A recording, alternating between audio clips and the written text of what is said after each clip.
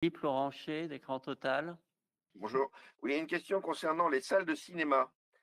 Si j'ai bien compris, deux questions. La première, est-ce que, par exemple, la confiserie, si j'ai bien compris, sera fermée jusqu'à ce que les restaurants puissent rouvrir? C'est-à-dire qu'il y a une corrélation entre l'ouverture, enfin, l'activité de confiserie des salles de cinéma et la restauration, c'est bien ça? C'est la première question.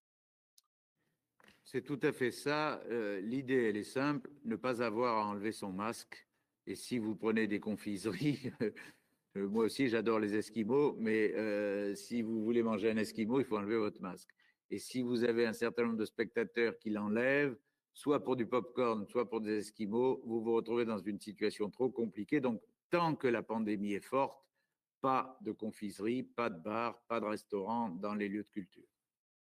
Alors, Madame Rota avait oublié de poser une question. Je crois que vous vouliez poser une seconde question, en fait. Pardon, Madame Rota de Rolling Stone. Non, pas de souci. C'était pour rebondir sur la question sur le cinéma, justement, d'avoir le masque pendant tout le film.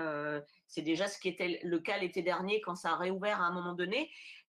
Pour l'avoir vécu, 80% des gens retirent leur masque une fois que la lumière s'éteint. Donc, c'est bien sur le papier de parler de mesures barrières, mais quels sont les moyens qu'il y aura de faire appliquer ces mesures barrières par le public, par les établissements, puisque voilà, dès que la lumière s'éteint, on s'est rendu compte, en tant que professionnel du secteur, qu'il y avait 80% de la salle qui retirait le masque. Qu'est-ce qu'on fait devant ça, quoi? Voilà.